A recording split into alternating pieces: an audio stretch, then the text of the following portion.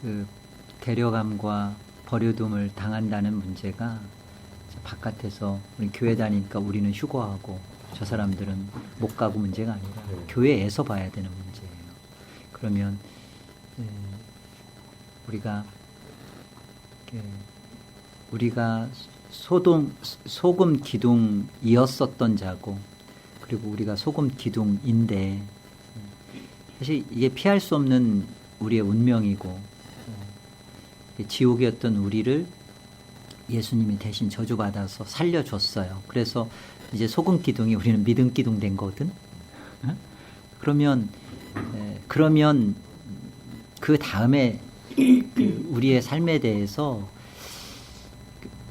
광야의 인생을 통해 하나님이 그러면 바로 가나안으로 싹 집어넣냐, 그러면 얼마나 좀 그렇지 않고 40년을 먹이고 입히면서 스스로 우리 자신에게 되묻게 한 게 그거죠. 우리는 현실의 문제가 먹는 문제, 입는 문제만 해결되면 하나님 잘 믿습니다. 먹을 게 없어서, 입을 게 없어서 우리가 믿음이 좀 현실적으로 못 갖는 거지, 먹을 거 입을 거만 하나님 해주시면 제가 잘 내 믿음이 얼마나 좋은지 보여드릴게요. 그렇지 않다가 40년 이스라엘 백성의 모습이라는 거지. 그렇게 했는데 그들은 여전히 하나님을 의지하는 법을 배우지 못했고, 가나안에 가서도 이 재물을 내 힘으로 내가 얻었다, 내 수고로, 내 공로로 내가 한 거다라고 그들은 교만하게 그 말을 할 거라는 거지. 이게 신명기 8장 말씀인데, 그러니까 우리가 이 레슨, 이게 참 토인비가 말한 것처럼 인간은 역사를 통해 역사를 배우지 않는다 그랬는데요. 우리는 이 성경을 통해서 그때 그들에게 했던 것이 오늘 나에게 이렇게 본보기가 된다는 거, 거울이 된다는 거. 그 유다서 1장 7절에 보면 돼 있어요. 그게 거울이라고. 보세요. 유다서 1장 7절.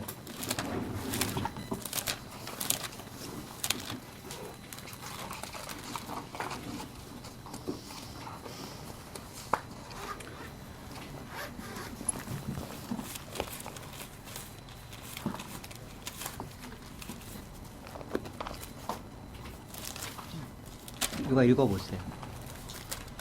소돔과 고모라와 그 이웃 도시들도 그들과 같은 행동으로 음란하며 다른 육체를 따라 가다가 영원한 불의 형벌을 받음으로 거울이 되었느니라. 예, 소돔의 사건이 거울로 삼아준 거죠. 근데 고린도전서 10장을 가보세요.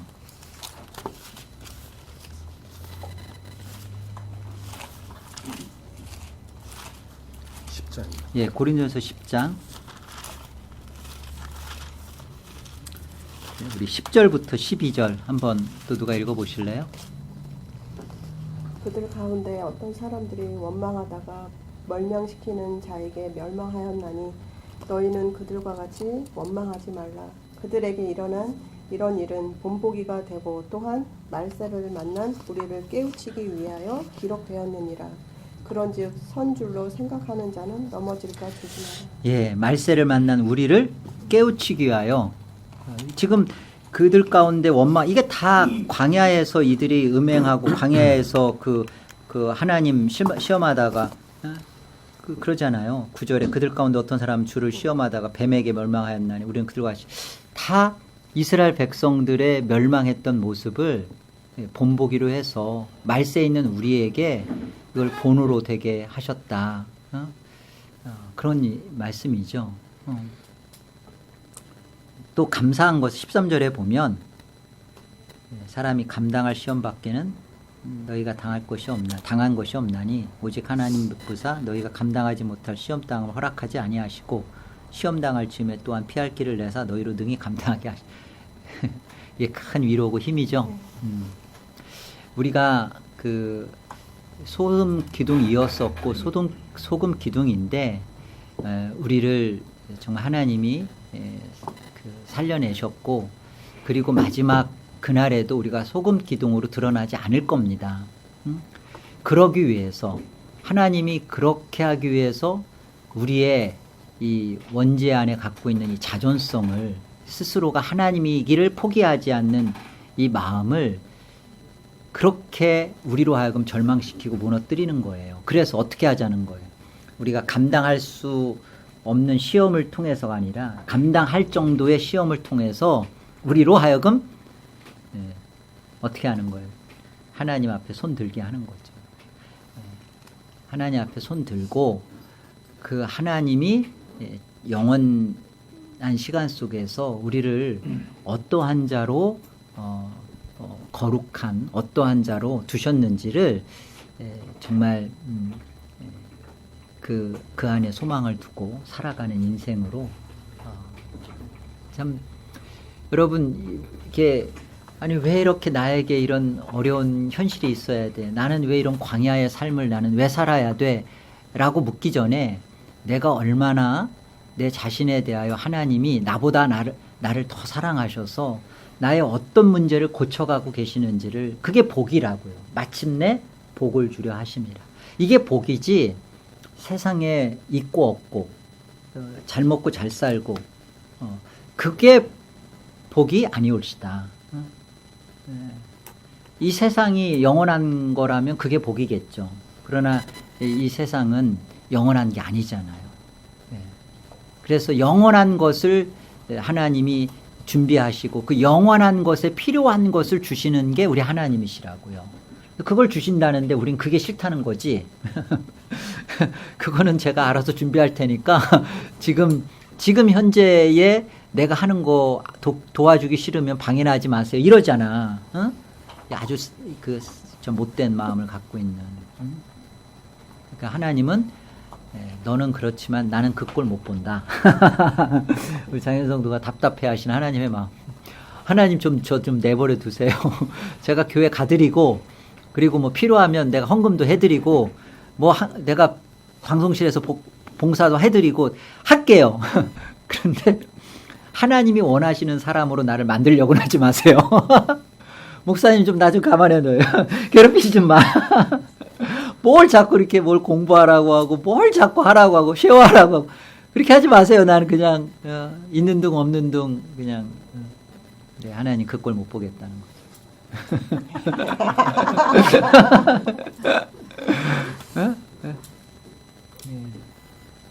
네, 영원한 곳에 갔을 때 우리가 진짜 하나님 앞에 세세만세토록 영광과 찬송과 예배를 할 수밖에 없는 이유는요.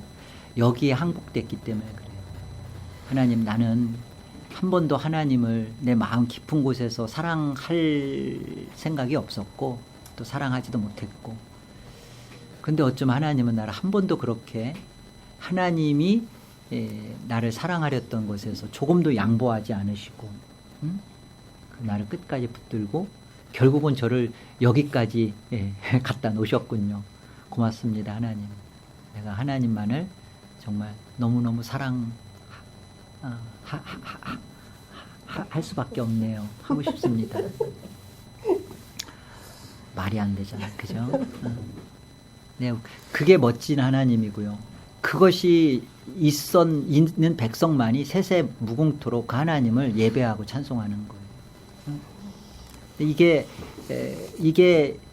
우리 하나님의 하나님 다우심이고 이걸 우리 안에서 지금 이루어 가시는 거고 그래서 지금의 내 처지를 상대적으로 누구와 이렇게 견하여서 저 사람은 왜 저거 갖고 있는데 저 사람은 저렇게 저렇게 잘 먹고 저렇게 같은 예수를 믿어도 왜 저 사람은 저런데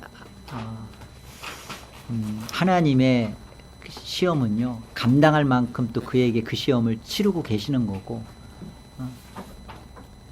우리가 볼 때는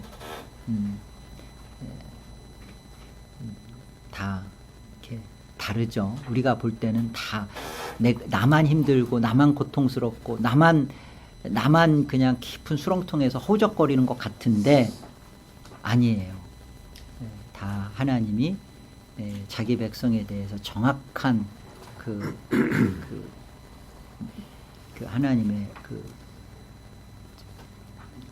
프로그램을 가지시고 그 하나님이 세우신 기준과 질서 원칙과 그 대로 그대로 우리를 다뤄가시고 우리는 한치도 어긋나지 않게 거기에 반항하고 불평하고 원망하고 짜증내고 네. 우리가 마지막에 소금 기둥으로 드러나지 않도록 성경이 이렇게 자상하게 우리에게 말씀하고 계신 거예요. 이럼에도 여전히 나는 하나님을 못 믿겠다. 예수를 거부하겠다. 이 문제가 교회 안에서 버려둠과 데려감의 문제. 그냥 우리가 죄 안 짓고 살고 뭐 근친상간 안 하고 뭐 우리가 뭐 안 하고 해 천국 가는 문제가 아니라 정말 나는 이 하나님을 은혜를 힘입어서 마지막까지도 이 은혜에 의지하여 하나님 앞에 죽음의 부름을 받을 수 있는가. 그러기 위해서 광야에서 나의 힘을 빼시는 거예요. 우리는요, 우리가 사실은 이렇게 좀 서로 그냥 다 이렇게 겸손해 보이고 괜찮아 보이죠? 아니에요. 다 자기가 제일 잘났어요. 누구에 비해서 자기는 그래 저 사람은 돈은 많아. 그런데 나는 저 사람의 자식보다 내 자식이 잘 됐어. 그런 거잖아. 상대적으로. 난 저 사람은 그래 뭐 좀 키 크고 잘생겼네. 그런데 머리는 우리 신랑만 못해. 뭐 이런 거잖아. 자기가 최고고 자기가 제일 스스로가 스스로를 하나님으로 여기고 살아가는 이 원죄인. 이 부분이 광야 안에서 다뤄지는 자기 백성 안에서 다뤄지는 싸움이고 문제예요. 그래서 우리는 하나님으로 배부르고 만족하고 저는 하나님이 좋습니다. 이 자리로 우리를 조금씩 믿음으로 이끌어 가시는 거죠. 아파할 게 아니에요. 감사한 겁니다. 자, 그러면 이 시간은 우리 하나님은 누구신가를 지난 시간에 배웠다면 이 시간은 하나님은 어떤 일을 하시나 하나님의 하나님의 신성을 지난 시간에 우리가 나눴다면 이 시간은 하나님의 사역, 하나님은 무슨 일을 하시나라는 것을 생각해 보고자 합니다. 하나님의 일하심을 생각할 때요, 여러분 그 다른 것을 생각할 게 아니라 하나님의 구원 경륜을 좀 생각하셔야 됩니다. 하나님이 일하신다. 하나님이 창조하시고 그것도 일이죠. 그리고 하나님께서 뭘 만드시고 창조하신 거 그리고 하나님이 이런 것도 다 그 하나님의 일하심이에요. 그런데 그 일하심의 목적, 왜 창조했느냐? 이게 구원 경륜이에요.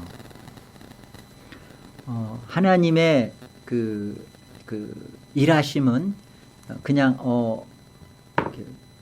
무슨 일을 했느냐, 어떤 일을 했느냐라는 설명 속에서 우리가 놓치지 말아야 할 것은 하나님은 이런 일을 왜 시작하셨지? 이 일을 어떤 이유와 목적을 가지고 이런 일을 하셨을까? 하나님은 사실 이렇게 일하실 이유가 없어요. 굳이 창조할 이유가 없죠. 근데 왜 창조했냐는 거예요. 구원 경륜 때문에. 구원 경륜이 뭐예요? 구원 경륜이 뭐예요? 창세전에 하나님이 가지셨던, 삼위 하나님이 가지셨던 그 구원의 협약, 하나님의 영원한 하나님, 삼위 하나님이 가지셨던 성부 하나님의 영원한 작정, 구원의 계획과 성자 하나님이 그 구원을 실행하실 그 하나님, 아들 하나님의 동의와 성령 하나님이 그 일을 온전하게 성취된 걸 이루시는 적용의 문제를 그 하나님이 하신 구원의 경륜을 이렇게 이루어 가시는 그 하나님의 사역이에요. 그래서 하나님의 일하심, 그러면 우리가 그 하나님이 일하시죠. 그 이스라엘 백성들을 끌어도 광야에서도 먹였고 하나님이 그들을 위해서 전쟁이 일어날 때 보호도하시고 뭐 이 모든 일하심이 어디에 초점이 있는지를 놓치면 안 되죠. 초점은 어디예요? 하나님의 자신의 구원을 알려주시고 구원을 이루어 가시고 그 구원이 구원되어지도록 자기 백성들 속에 그 일을 하시는 거예요. 그래서 우리는 성경을 통해서 하나님 놀라우시다. 하나님은 이렇게 일하시는구나. 그 일 속에서 정말 보아야 할 것이 뭐예요? 자기 백성들의 구원을 위하여 하나님이 일하시는구나를 보셔야 돼요. 하나님이 10가지 재앙을 하셨네. 그리고 홍해를 이스라엘 백성들이 건너게 하셨네. 이걸 통해서 보아지는 게 뭐예요? 하나님은 정말 놀랍다. 하나님은 능력이 크다. 하나님은 이렇게 해서 이렇게 일하시고 저렇게도 일하시고 그 일하심 속에서 하나님의 구원이 어떻게 펼쳐져 가시는지, 하나님의 구원을 어떻게 하나님은 이루어내고야 마시는지를 우리가 보도록 성경은 그렇게 있어요. 그래서 우리가 성경을 읽으면서 어떤 하나님의 놀라움을 보면서 그래, 하나님은 하나님은 이렇게 전능하시네. 하나님은 능력이 많으시네. 근데 그 모든 설명이 무엇을 향해 있는지를 놓치면 안 된다고요. 그래서 오늘은 하나님 성삼위 하나님의 일하심에 있어서 성부 하나님은 무슨 일을 하셨고 성자 하나님은 또 무슨 일을 하셨으며 성령 하나님은 또 무슨 일을 하셨나, 이 부분을 같이 배우고자 합니다. 하나님의 구원 경륜 속에서 있는 거예요. 하나님은 이 구원 경륜이 아니라면 굳이 성경을 통해서 우리에게 하나님의 일하심을 설명할 이유가 없어요. 근데 구원 경륜을 통한 하나님의 일하심은 우리의 구원을 안전하고 확실하고 보장해 주시는 거죠.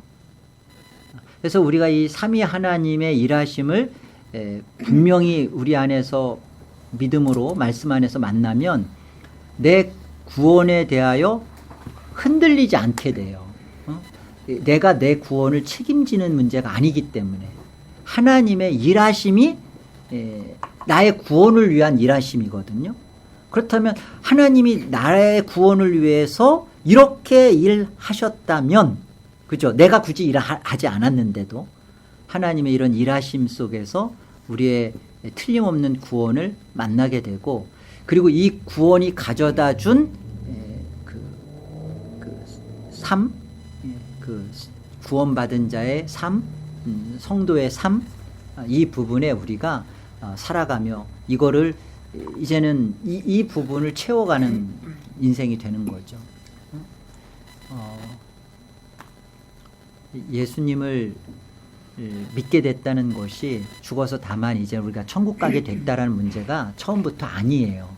그러니까 하나님의 구원 경륜은 어떠한 구원을 목적을 두셔서 하나님이 계획하셨고 그 계획대로 또 아들 하나님이 그것을 이루셨고 또 성령은 그것을 우리 안에서 실제화시키는가, 이 하나님의 구원 협약 속에서 이루어진 큰 그림을 가지고 오늘 나의 신앙을 비추어 보고 다만 천국 들어가는 문제가 아니라 그 천국에서의 있어질 영광스러운 영원한 삶에 대해서 우리가 하나님이 일하셨구나, 여기로 우리를 부르셨구나, 이 초대를 받았구나 라는 것을 여러분 놓치지 않았으면 좋겠어요.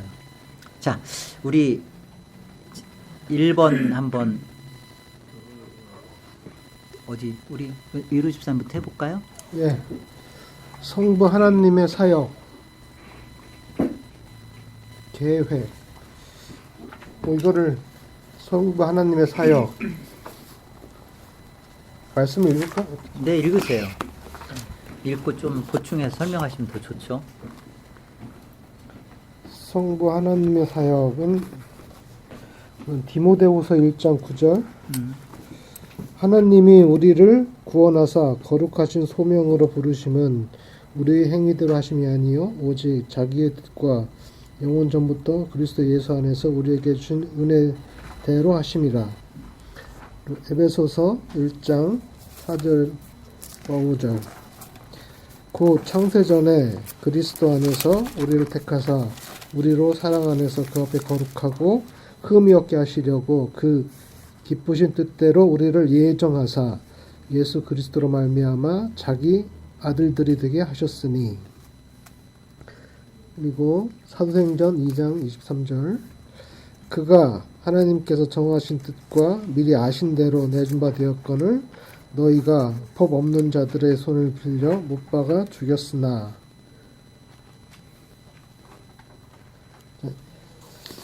성부 하나님의 사역은 그 모든 것을 계획하시고 예정하시고 그 모든 일에 좀 주관자가 되셔갖고 이렇게 작정하셔갖고 그러니까 무조건적으로 이렇게 하나님이 여기 무조건적이다, 불가항력적이다, 영원하다, 공의롭다. 그러니까 예정이 하나님의 뜻대로, 그러니까 하나님의 뜻대로 하나님의 그 구원, 하나님이 원하시는 그 구원을 완성하기 위해서 하나님이 미리 예정하시고 계획하시고 그 모든 것을 그 하나님이 계획하신 거죠. 계획이라고 그래야 되나? 모든 것을 예정하시고 준비하셨다? 준비하셨다는 말이 되나요? 준비하셨다고 그러는 게? 네. 네, 그래요. 그 계획, 그쵸, 계획, 설계도를 그리시는 것 같아요. 어떻게 보면 설계도라고 말씀을 드려도 좀 될 것 같은데, 모든 설계를 완전히 그리시고, 이제 그 성자 하나님이 이제 그 일을 이제 모든 것을 하시고, 성령 하나님이 그 모든 적용된 일을 우리에게 이제 적용시켜주는 그러한 일을 하시는 거죠. 네. 여러분 일단 좀 작정과 예정에 대해서 좀 요것부터 잠깐 설명해 드릴게요. 뭐가 더 크냐? 작정 안에 예정이 있어요. 그 같은 건데 하나님의 계획을 우리는 이제 작정이란 말로 하는데, 그럼 예정은 뭐냐? 여기에 예정은 뭐냐면 하나님의 그 형상을 지닌 사람들의 구원의 계획이죠. 구원을 미리 정하신 거죠. 그러니까 작정은 온 우주와 역사와 모든 시대와 모든 것에 대하여 하나님은 계획을 두신 거예요. 그게 작정이에요. 거기에 예정은 뭐죠? 하나님이 구원하기로 한 자기 백성들의 구원을. 그러니까 우리가 이런 말을 이렇게 쓰면 안 돼요. 이렇게 문을 딱 문을 딱 열어놓고 기독교 교회 다니는 사람들은 우리가 예정됐다고 하고 구원 받았다고 막 그러는데, 그러면 딱 묻는 거죠. 우리 딱 열고 장현성도한테, 장현성도님, 그러면 내가 하나님이 다 예정했으면, 그렇죠, 하나님이 계획대로 다, 그러면 내가 지금 문 밖으로 나갈 것 같아요? 아니면 안 나갈 것 같아요? 하나님 뭐라고 예정하셨어요? 내가 오늘 5월 1일 날 내가 마스크를 쓰고 내가 이렇게 마스크를 쓸지 안 쓸지 그거 하나님이 다 하나님의 뜻 안에 있는 거 아니에요? 있었으니까 되는 거 아니에요?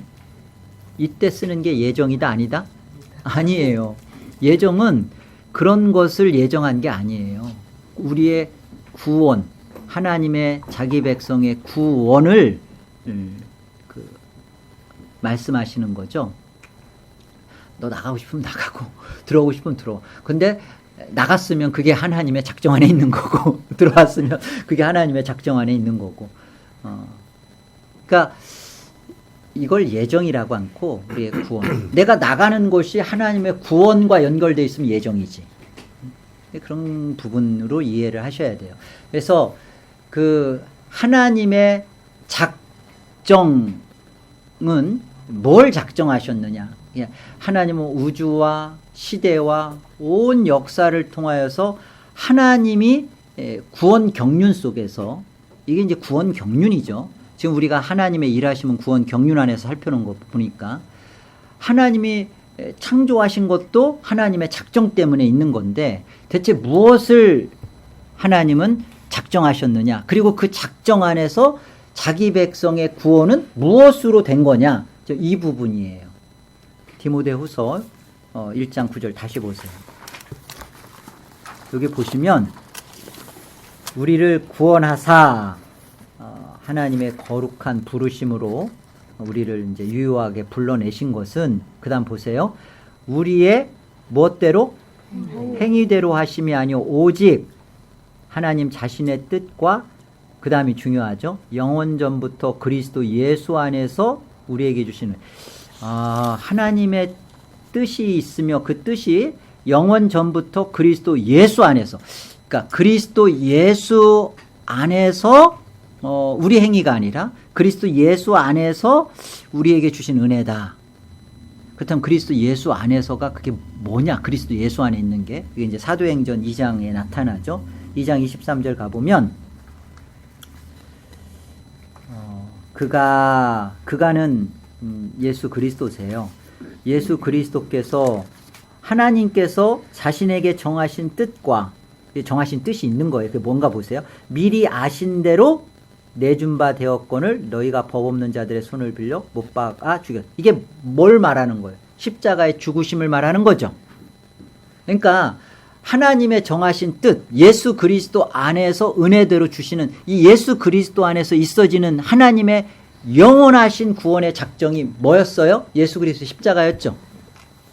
예, 맞아요. 그 예수 그리스도의 십자가를 하나님은 구원 경륜 속에서 그것을 작정하셨고, 그리고 예정은 뭐냐면 그 예수 그리스도의 십자가가 구원이 되게 한 자들을 하나님은 정하신 거예요.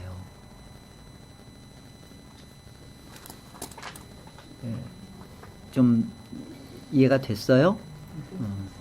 우리 이제 지금 벌써 5월 달이에요. 예, 다 갔어요. 이해가 다 갔어요. 우리 이해를 이해가 지금도 못 하고 있으면 안 돼요. 이해가 다 갔습니다. 예수 그리스도의 십자가 하나님의 작정이라고 하셨는데 하나님의 예정이라고 해도 되나요? 예, 그 하나님의 영원한 작정 안에, 구원 경륜 안에서요, 하나님의 영원한 작정 안에 대체 하나님이 무엇을 영원하게 작정하셨냐? 예, 예수 그리스도의 십자가입니다. 그리고 그 예수 그리스도의 십자가가 그러면 모두에게 다 그것이 경륜 속에서 나타나냐? 그렇지 않다는 거죠. 하나님이 구원하기로 한 자기 백성들의 구원이 되는 일, 그걸 예정이라고. 예. 하나님은 예수 그리스도의 십자가를 영원한 작정 안에서 그것을 계획하셨어요. 예수 그리스도, 말씀이 그러잖아요. 예수 그리스도가 미리 너희에게 내어준 바 되었건을, 그 십자가가 이미 그 안에서 이미 자기 백성을 하나님은 살리기로 하셨고, 그것이 적용되어져서 자기 백성이 될 자들로 하나님은 딱 정한 게 예정이라고요. 그래서 그 예정의 하나님의 그 조건 없는 선택, 하나님의 결정하심의 특징들이 이렇게 나타나죠. 일단은 그 첫 번째로 이렇게 무조건적이다라는 말이 무슨 말일까요? 무조건적이다. 예정이 무조건적이다. 우리의 어떤 행위가 아니라 하나님께서 정하신 그 뜻대로 음. 우리에게 조건이 있다는 얘기. 그죠? 그 여기 사도행전 13장 48절 한번 읽어봐 주실래요? 이방인들이 듣고 기뻐하여 하나님의 말씀을 찬송하며 영생을 주시기로 작정된 자는 다 믿더라. 예. 여기에 그 이방인들이 구원으로 참여된다는 것은 당시 그 초대교회에서는요 정말 생각할 수 없는 얘기죠. 그런데 이방인들이 듣고 기뻐하고 하나님 말씀을 찬송하고, 근데 이게 왜 그러냐? 하나님이 영생을 주기로 한 자로 작정되었기에 이렇게 했다. 그들이 믿어졌다. 그러니까 이게 여기 잘 보세요. 믿음도 나에게 있는 거예요. 하나님께 있는 거죠. 그래서 믿음도 조건이 아니다라는 거예요. 심지어 믿음조차도 조건이 아니라는 거예요. 은혜죠. 은혜죠. 그래서 예정을 생각할 때, 예정의 특징을 생각할 때, 무조건적이라고 할 때, 여기에는 하나님의 정말 일방적이구나. 하나님이 그 은혜대로 주기로 할 자에게 예수 십자가를 주시는 문제구나.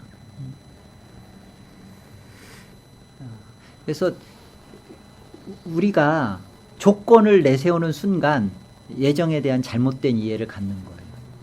모태신앙이니까. 우리 엄마, 우리 가족은 벌써 5대째 예수 가문이니까. 예수 가문이 어디 있어요? 예. 그리고 우리 부모님이 뭐 장로고 그러니까 심지어 내 믿음도 조건이 아닌데 어떻게 그런 게 조건이 될 수 있어요? 하나님의 예정은 십자가를 통하여 구원하기로 한 하나님의 이 예정은 조건이 없다는 거예요. 조건이 없다. 그 말은 하나님의 일방적 은혜다라는 말이죠. 또한 또 하나의 특징은 이게 불가항력적이다는 말은 내가 거부하면 거부할 수 있다가 아니라는 거예요. 불가항력. 대항할 수 있는 그런 게 아니에요. 우리 장현 성도가 힘이 좀 있지만 그 불도저하고 딱 붙어가지고 서로 밀치기를 해본들 어때요? 이길 수 없겠죠. 기껏 태우나 이기겠지, 태우나. 이게 불도저하고 붙어서 이길 수는 없을 거예요. 그게 이제 불가항력적이에요. 그러니까 우리 안에 예정된 자들 안에서 별의별 반응이 다 있을 거예요. 불평도 있고, 욥과 같이 자기 생일을 저주하고, 심지어는 하나님이 내가 죽어서 무덤에 내 이름을 불러도 나는 정말 삐쳐도 상당히 삐쳤죠. 그렇게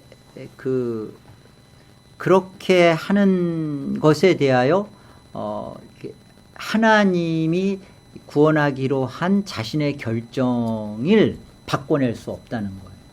그리고 더 나아가서 하나님은요, 여기 불가항력적이라는 의미 속에 담긴 놀라운 뜻은 뭐냐면 하나님의 기쁘신 뜻을 이루기 있어서 우리의 마음의 소원을 하나님의 뜻에 맞추는 것까지 우리를 끌고 가신대요.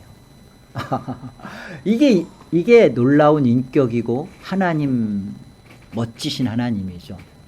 그러니까 다만 내 소원과 하나님의 소원이 부딪혀서 하나님의 소원이 이루어내는 정도가 아니라 그 하나님의 소원을 내 자신이 열망하고 그 소원을 사모하고 그 소원, 하나님의 그 소원을 내 기쁜 뜻으로 받아들이는 데까지 우리를 항복하는 소원의 자리까지 우리를 하나님은 보호해서 죽지도 못해. 그러니까 하나님의 예정된 자가 내 속에서 그 하나님에 대하여 감사와 기쁨을 토로하고 그 하나님의 마음을 갖고 하나님을 위하여 사는 그 자리까지 가기 전에는 죽지도 못해. 그 전에 교통사고 나서 죽어도 죽을 수 없는 거지. 병신은 될지 몰라도. 그래서 우리는 모든 일상에서 벌어지는 일 가운데 죽음을 두려워하는 자가 돼서는 안 되고요. 벌어지는 이 가운데서 정말 내가 하나님의 뜻을 거부하고 있는 것에 대하여 이 부분에 대해서 하나님은 가만두고 계시지 않는다. 하나님은 우리를 그 사랑으로 패신다. 그리고 그 우리로 하여금 그 하나님을 가장 이렇게 기뻐하고 감사히 여기고 하나님으로 너무나 배부른 인생으로 갖다 놓고야 마신다. 불가항력적. 누구에게만 벌어진다고요? 예수 그리스도의 십자가로 구원하기로 결정한 자기 백성들 안에서만 이게 벌어진다고. 이게 예정의 특징이에요.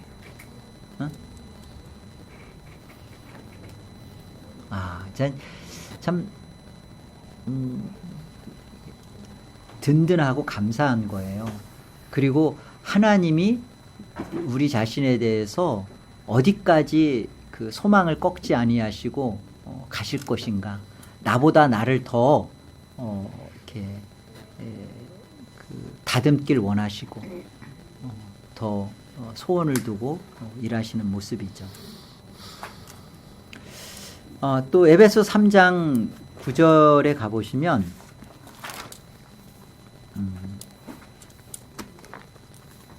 이 하나님의 그 예정은 영원하다라고 돼 있죠. 9절 영원부터 만물을 창조하신 하나님 속에 감추었던 비밀의 경륜이 어떠한 것을 드러내게 하려 하심이라.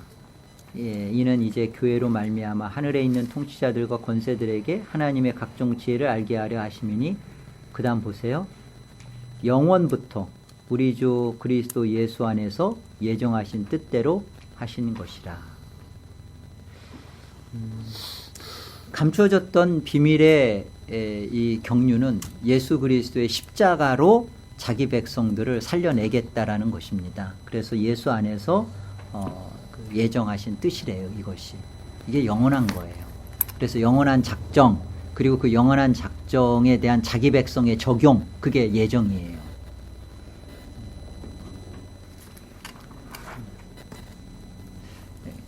시간이라는 것의 그 이전과 또 시간 이후에도 예수 그리스도의 십자가만이 영원한 하나님의 구속 비밀의 경륜이죠. 예수의 십자가가.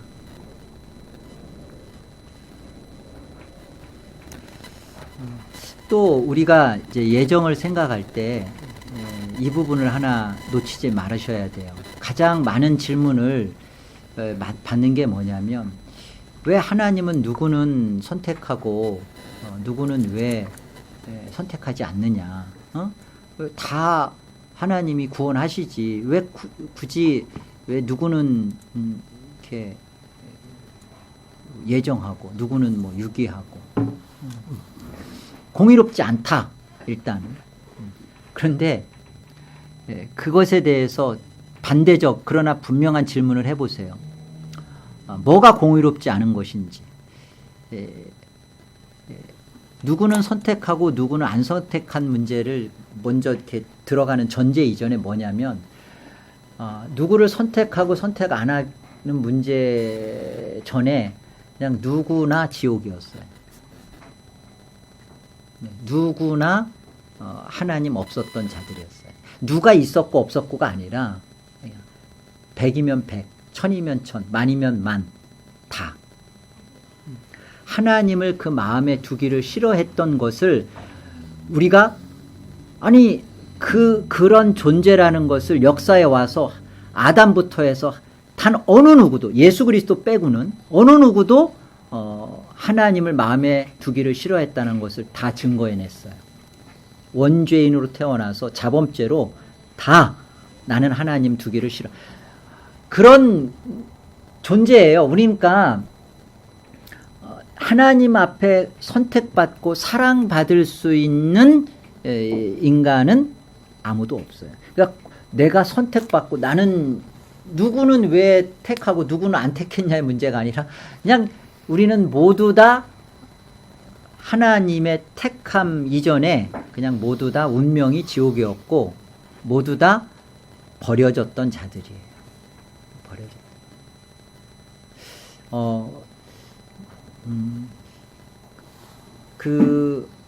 여기서 이제 우리가 놓치지 말아야 될 것은요. 이런 우리의 정해진 운명 안에 사망이라는 것, 영원한 지옥이라는 운명 안에 하나님께서 예수 그리스도의 십자가를 세우시고 그리고 거기에 이 십자가를 통해서 누구는 사랑하기로 누구는 긍휼히 여기기로 그게 하나님의 공의예요. 이게 내가 로마서 9장에 그 얘기잖아요. 내가 에서는 미워하고 야곱은 사랑하기로 했다. 내가 긍휼히 여길 자를 긍휼히 여기고 그런데 누가 더 낫냐는 거예요. 야곱이 하나님의 사랑을 받을 만했습니까? 조건적으로?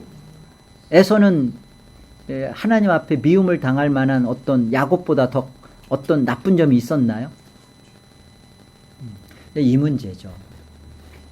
근데 인간이 자꾸만 참 인간이 되먹지 못한 게 뭐냐면 인간이 이 원죄 속에서 자기가 볼 때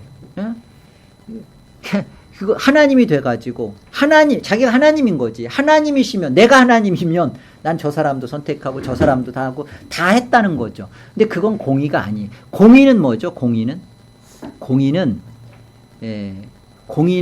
죄의 대가가 치러지는 게 공의예요. 그래서 잘 보세요. 하나님이 사랑하기로 긍휼히 여기기로 한 자들에 대하여 하나님이 스스로가 저주를 받고 스스로가 대가를 치르셨어요. 이게 공의예요.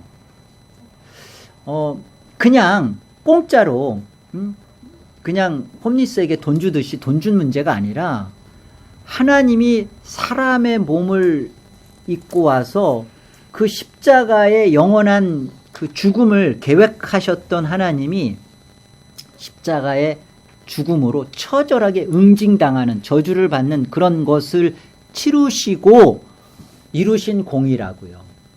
그러니까 예정이라는 것 안에 우리가 놓치지 말아야 될 게 뭐냐면 나는 하나님 앞에 예정받았다. 그러면 내가 그 하나님의 처절한 죽음을 통과해야 할 자예요. 그잖아요. 내가 사랑을 받았다. 하나님 앞에 구원받았다 그러면 내가 그 처절한 하나님의 심판을 받고 왜? 하나님은 공의로우시거든요. 죄를 참아 볼 수 없는 분이고 죄를 가진 자 죄인을 사랑하시지만 죄를 여전히 갖고 있는 자를 죄 없다 하지는 않아요. 그러니까 예정 속에서 하나님의 공의는 누구는 선택하고 누구는 버려주는 이 문제가 아니라 이 마땅하게 그냥 버려지고 쓸어버리고 없는 자 취급해야 될 속에서 왜 하나님은 대가를 치르시면서 누구를 왜 사랑하기로 누구를 왜 긍휼히 여기기로 하나님이 왜 이런 결정을 하고 들어오냐는 거예요. 그리고 그것을 지키시기 위하여 하나님이 십자가에 죽으시는 그래서 공의를 이루시죠. 그러니까 예정 그러면 그래 나는 거저 먹었다. 그게 아니라 내가 예수의 십자가를 그 십자가의 죽음을 내가 맛봐야 할 것을 하나님은 맛보시고 나를 사랑. 그 예정 안에 이 어마어마한 하나님의 공의 앞에서의 우리의 사랑을 보게 되는 거죠. 그래서 예정 받았다라는 사람이 이것을 공짜가 아니라 은혜로 기억하는 거예요. 이게 은혜도 이제 싸구려 그 값싼 은혜가 아니라 이 값으로 환산할 수 없는 값비싼 은혜가 예정 안에 있는 거죠. 예정을 너무 쉽게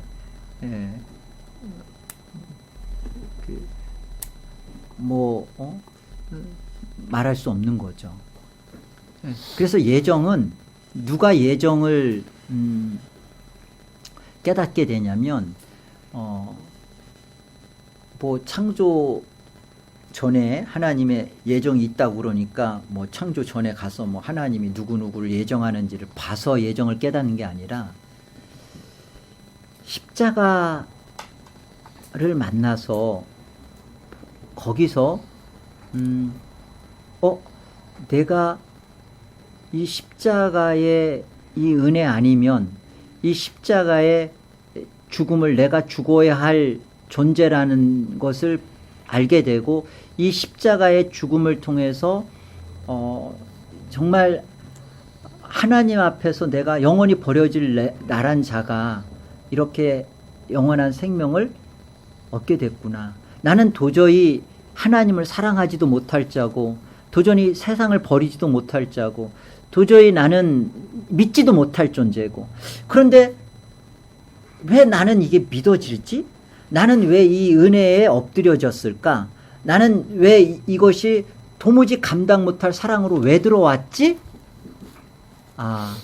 하나님이 영원한 하나님의 공의를 치르시면서 예정하시지 않았다면 나는 이렇게 반응할 수 없는 존재구나. 하나님의 예정이 십자가에서 만나는 거예요. 그래서 십자가를 정말 깨닫고 나니까 누구는 예정했고 누구는 안 예정한 문제가 아니라 진짜 예정은 누구예요? 십자가 앞에서 정말 자기를 향한 예수의 죽음을 본 자예요. 내가 죽을 저 죽음에 예수 하나님이 와서 죽은 것을 만난 거예요. 이게 함부로 왜 누구는 예정하고 누구 이렇게 말할 소지가 아니에요. 예정이 너무 어렵나요?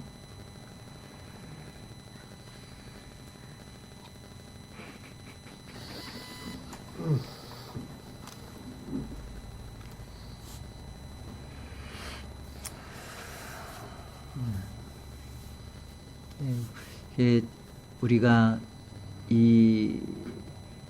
하나님의 십자가 안에서의 이 예정을 만났을 때 이때 우리 인생에 대해서 구원에 대해서도 그렇고요. 우리 삶의 모든 여정에 대해서 정말 믿음이 생깁니다. 확실한 구원의 확신이 여기에서 있는 거고 그래서 이 예정 교리는 성경에 분명히 지금 나타나잖아요. 창세기 에베소서에도 보면 그리스도 안에서 창세전에 너희를 택했다. 그리고 에베소서 보면 아예 3장 11절에는 예수 안에서 그리스도 예수 안에서 예정하신 뜻 아예 예정이 나타나죠. 그 예정이 없는 게 아니에요. 예정을 부인한다는 것은 성경을 부인한다는 거예요. 그렇죠? 그 예정이 분명히 나타나는데 말씀하시고요. 근데 이 예정은 누구를 택하고 안 택하고의 문제가 아닌 예수의 십자가를 정말 만난 자가 예정을 입은 거죠. 예수의 십자가, 예수의 죽음이 내 죽음입니다 라고 받아들이는 게 이게 인간 안에서 쉬운 문제 같아요. 인간이 왜 하나님은 누구를 선택하고 누구는 선택 안 했습니까? 라고 묻는 것은 뒤집어서 보면 내가 정말 예수의 저 십자가를 보면서 내가 죽어야 할 저 죽음에 하나님이 죽었습니다 라고 눈물을 흘리며 그 십자가를 끌어안는 자가 있고 없고의 문제예요. 그래서 당신은 저 십자가를 보면서 무슨 생각을 하시느냐? 레온사인이지 뭐. 근데 우리는 저 십자가를 보면서 이루 말할 수 없는 나의 죽음에 대하여 죄의 싹스에 대하여 하나님이 저 죽음 안에 대신 와서 죽으셨다는 것에 대해서 놀라움과 감사와 은혜를 우리는 거기서 만나잖아요. 이게 다른 거죠. 왜 우리에겐 그 반응이 나오고 저들에겐 저 반응이 안 나오느냐? 예, 그게 하나님이 사랑할 자를 사랑한 것이고 긍휼히 여길 자를 긍휼히 여기신 거라고요. 갑자기 인간에게서의 어떤 선택을 갖고 있는 게 아니라 하나님이 결정하신 것에 대하여 나는 그 십자가가 나에게 어떠한 의미로 내 안에서 반응되어지느냐의 문제죠. 그렇죠?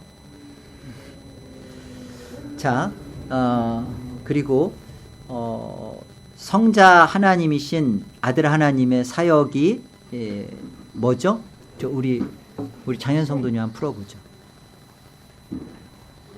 풀어요? 네, 풀으세요. 무슨 수로? 거기 써 있는 게 답이에요, 그냥. 하나님의 사역 실행, 성취,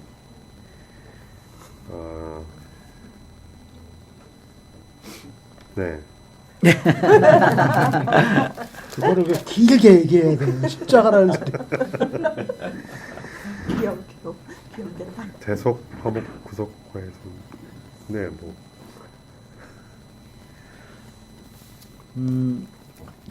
우리 성부 하나님의 그 영원한 작정, 그 안에서 무엇이 계획되어 있다고요? 십자가죠. 그것을 실행하신 것이 아들 하나님의 사역입니다. 우리 이제 여기 에베소 1장 7절 보세요. 한번 읽어보실래요? 에베소 1장 7절로 12절. 우리는 그리스도 안에서 그의 은혜의 풍성함을 따라 그의 피로 말미암아 속량 곧 죄사함을 받았느니라. 이는 그가 모든 지혜와 총명을 우리에게 넘치게 하사 그 뜻의 비밀을 우리에게 알리신 것이요 그의 기뻐하심을 따라 그리스도 안에서 때가 찬 경륜을 위하여 예정하신 것이니 하늘에 있는 것이나 땅에 있는 것이 다 그리스도 안에서 통일되게 하려 하심이라. 모든 일을 그의 뜻의 결정대로 일하시는 이의 계획을 따라 우리가 예정을 입어 그 안에서 기업이 되었으니 이는 우리가 그리스도 안에서 전부터 바라던 그의 영광의 찬송이 되게 하려 하심이라. 예, 정말 에베소서에 보면 예정이라는 말을 그냥 곳곳에서 하고 있네요. 7절에 보면 그리스도 안에서 그의 은혜의 풍성함을 따라 그의 피라는 게 이 예정 안에서 하나님이 가지고 계셨던 십자가입니다. 그의 피라는 게 다른 게 아니에요. 십자가로 말미암아 속량 곧 죄사함을 받았다. 그러니까 십자가를 예정하셨고 지금 다 그 뒤는 그 설명이에요. 이 때가 찬 경륜, 하늘에 있는 것, 뭐 그 뜻의 결정대로 그의 계획을 따라 우리가 예정을 입어. 이게 뭐예요? 십자가로 말미암아 구원되는 그 하나님의 일하심이죠. 하나님의 아버지 하나님의 구원 계획이 십자가에 있었고 아들 하나님이 그 십자가에 죽으셔서 그죠? 죄사함. 그래서 하나님의 그 깊으신 그 뜻의 경륜을 이루신 모습이고요. 이 십자가가 실행입니다. 그 하나님의 구원 계획을 이루시는 성취고 완수고. 그런데 보세요. 이 십자가를 이렇게 5 부분으로 이 십자가에 대한 우리가 이해를 가지셔야 돼요. 십자가 그러면 우리는 어떤 생각만 하냐면 여기 보니까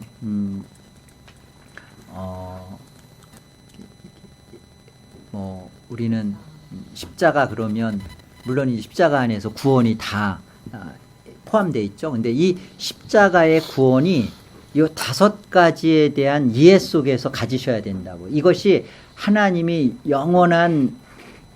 하나님 아버지의 영원한 구원 계획을 세우셨던 그것을 아들 하나님이 이루신 거예요. 그래서 십자가 그러면 우리는 그냥 내 죄를 위해서 예수님이 죽으셨네. 이것도 맞아요. 근데 그건 일부예요.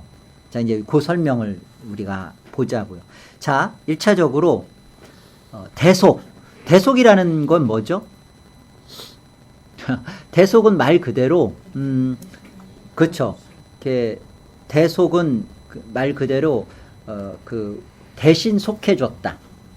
그러니까 그 내가 그 갚아내야 할 죄의 값을 그 죽음이죠. 영원한 사망이고 이것을 예수님이 대신 속해 주셨다. 그러니까 십자가의 의미 속에 첫 번째 우리가 기억해야 되는 것은 대속의 은혜. 값을 치르셨다. 그러니까 이게 공의예요. 값지불이 없이 우리를 하나님이 구원하기로 한 게 아니라 하나님의 구원 속에서 십자가는 첫 번째 대속의 의미가 있다는 거죠. 그래서 예수님의 십자가의 그 대속은요, 과거, 현재, 미래에 대한 영원한 대속입니다. 그래서 우리 자신이 예수를 그 십자가를 받은 은혜를 인하여 은혜 받고 그 사실을 우리 안에 믿음으로 붙들고 있는 우리 속에 우리가 과거까지는 죄가 청산됐는데 지금 짓는 죄와 또 앞으로 질 죄에 대해서 두려워하고 이것에 대해서 이것을 값지불을 내가 해야 되는 게 아닌가라는 문제는 없는 거예요. 이게 대속의 의미죠. 이미 나의 불의와 그것으로 인한 그 죄의 대가와 형벌에 대해서 대속 이미 끝났어요. 과거, 현재, 미래. 그러니까 이게 그 십자가의 구원 속의 첫 번째 의미죠. 대속. 불안할 이유가 없는 거예요. 내가 내 죄를 내가 책임져야 된다는 불안함이 없는 거예요. 하나님 앞에서. 두 번째, 화목. 화목이 뭐죠? 화목. 십자가의 죽음으로 인해서 우리가 하나님의 아버지라고 맞아요. 하나님과 우리가 그 하나님이 그 우리를 받아주실 수 있는 길이 이렇게 열려지는 화평케 되는 일이 되고 우리 또한 하나님 앞에 나가는 데 있어서 정말 막혔던 휘장이 찢어지듯이 하나님과의 관계가 이제는 하나님이 우리를 어떠함 때문에 사실 우리는 나의 죄된 실상 때문에 두렵고 염려가 있잖아요. 그러나 예수님의 십자가의 구원을 하나님께서 대속하시고 죄를 해결하셨다. 죄가 없다. 너희는 마치 6월절 어린 양의 피처럼 그냥 하나님이 간과해 버리시는 거예요. 있죠? 패스오버 넘어가 버리시는 거예요. 하나님은 그것을 안 보시기로 하는 거예요. 왜? 예수의 십자가에 죽음이 있으니까 대속 그리고 그 대속의 모습으로 하나님은 우리를 받아주시는 겁니다. 화목으로. 그러니까 우리가 하나님 앞에 불안해하고 내가 어떤 나의 잘못된 것 때문에 십수년 전에 내가 낙태를 한번 했는데 그리고 십수년 전에 내가 누구하고 술 먹고 싸웠는데 그런 것에 대해서 막 하나님 여전히 기억하고 계시면 어떨까 이런 문제 아닌 거죠. 그러니까 하나님 앞에서 지금 나에게 벌어지는 일이 죄에 대한 하나님의 물음, 죄에 대한 형벌이 아니라 나를 하나님이 자녀답게 만들어 가시는 내 신앙의 연단이죠. 죄로 인한 고통이 죄로 인한 하나님의 다루심이 아니에요. 그래서 우리 안에서 그 하나님과의 화목이 십자가 안에서 있는 것이고, 그죠? 그 다음요. 구속은 뭘까요? 구속은 이렇게 우리가 이렇게 수갑 채고 이렇게 감옥에 가는 게 그게 구속인가? 구속받았다 그러잖아. 네? 구원. 네. 구원. 하나님 네. 풀어주시는 거? 음? 우리가 생각하는 구속이 아니라 십자가의 죽음으로 인해서 하나님이 네. 오히려 풀어주시는 것. 우리가 이제 구원이라고 쓰지 않나요? 구속. 네, 이제 사실 이 모든 게 십자가로 말한 이제 구원이고 구원 안에 이제 구속도 포함되는 거죠.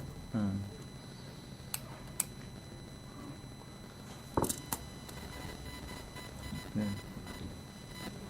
그 어떤 의미일까요? 구속이. 연합 예수 그리스도 안으로 부르셨다. 저분이 얘기하시는 한번 해병은 영원한 해병 그런 모습. 네. 저는 네. 좀 이렇게 저희가 이렇게 보지 못했던 것들에 대한 저희가 그러니까 하나님의 눈으로 보지 못했던 거를 가로막혀 있는 것들이 막힘이 허물어지고 그 하나님께서 뜻하신 것들이 이렇게 보여지면서 그 구원의 그 뜻을 알아가는 것 그런 것이 구속이 아닌가. 네.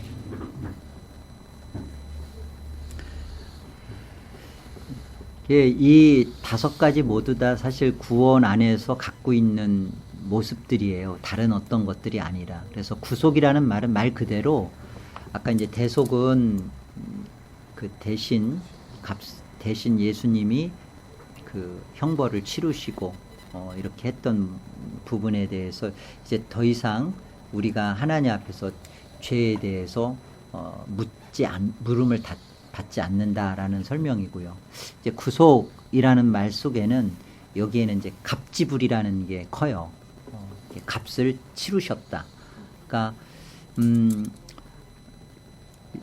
어떤 값을 치르신 거죠? 어떤 값을 치르신 거죠? 그러니까 이제 대속, 우리 죄에 대한 대신 형벌이라면 이제 그 화목이 벌어진 자에게서 있어지는 구속, 어떤 값을 치른 거예요? 우리가 이제는 그 종으로서 노예로서 살던 그런 우리가 종으로부터의 자유인이 되는 값을 치른 거잖아요. 근데 더군다나 이 자유인은 어떤 자유인이냐면 영광의 아들의 자유예요. 그러니까 이 구속은 내가 어떤 것으로 예수 그리스도의 십자가가 값지불이 됐는지를 우리에게 가르쳐 주는 거죠. 내가 단순히 죄와 노예로부터 있었던 그렇게 있었던 나에게 값을 치러서 나를 사셨어요. 사셨는데 뭐로 샀어요? 다시 종으로 샀어. 그냥 주인만 바뀐 거야? 저쪽 집 주인, 저쪽 집 종이었다가 이쪽 집 종으로 바뀐 거야? 하나님이 우리를 종으로 삼은 거냐고. 아들 삼아 주셨잖아요. 예? 이게 구속의 의미예요. 내가 저쪽에서는 저기 김씨종이었다. 여기 와서 하씨종이 되는 게 아니라 내가 그 영광의 아들의 자유인으로서의 아들됨의 그 자유의 그 값을 치러졌다. 근데 이게 마귀한테 값을 준 게 아닙니다. 우리가 이제 쉽게 말하면 그러면 하나님이 값을 치렀다면 그럼 하나님이 왜 마귀한테 값을 치러요? 하나님이 하나님의 공의, 하나님 자신에게 값을 치르신 거예요. 그렇기 때문에 하나님이 치른 값은 어차피 그 종에서 종이 아니에요. 어차피 이쪽에서 이쪽으로 문제가 아니라 하나님이 우리를 이제 어떻게 죄의 종에서 의의 종인데 의의 종은 신분이 영광스러운 아들의 신분으로서 우리를 사신 거죠. 이게 달라요. 그죠? 요즘 헷갈려요. 대속하고 구속하고. 대속은 예수님이 십자가에 죽으신 대신 내가 죽어야 할 것을 대신 죽으신 거고, 구속은 그렇게 해서 나를 아들로 값을 치렀다는 것이고,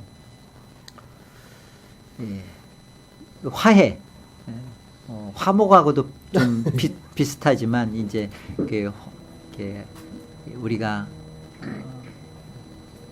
화목 그러면 하나님 앞에 우리가 나갈 수 있는 문제고, 또 하나님도 우리 안에, 이거 좀 똑같은 거의 비슷한 설명이지만요. 이게 좀 진전되는 의미예요. 대속, 그 다음에 그 화목, 그 다음에 구속, 그 다음에 화해. 이게 어떤 화해죠? 아들로서 하나님 안에서 아들된 그 구원을 받은 자로서의 하나님 앞에서 영광의 자유인으로서 갖는 하나님 앞에서의 우리의 삶의 모습을 더 말하는 거예요. 더 훨씬 더 진전적이에요. 이렇게 프로그레스가 있는 거죠. 이렇게 하나님 앞에 나가지 못했던 존재를 하나님이 우리를 이렇게 화목해 우리와 관계 회복을 이루어 주셨다면 우리가 그 아들이 된 자로서 이제는 하나님 앞에 화해, 이런 의미가 있는 거죠. 훨씬 더 하나님의 마음을 나누는 자리에 가 있는 거예요. 화해는. 이렇게 그러잖아요. 너와 내가 이렇게 우리가 서로 화해됐다 그러면 그래 이제 우리 안에서 뭐 서로 뭐 안 싸우자 이런 게 아니라 화해? 진정한 화해는 뭐예요? 아, 그때 네가 그 말 한 것에 대해서 내가 오해했어. 그때 그 마음 내가 잘 이해했고 서로의 마음에 대해서 받아들여짐이 있고 서로의 마음을 나누기 시작하는 거죠. 하나님의 마음이 내 마음이 돼서 점점 그 마음을 나누면서 살아가는 구원의 모습이 화해예요. 자, 그렇다면 정말 마지막 단계로 구원이 설명되는 게 뭐죠?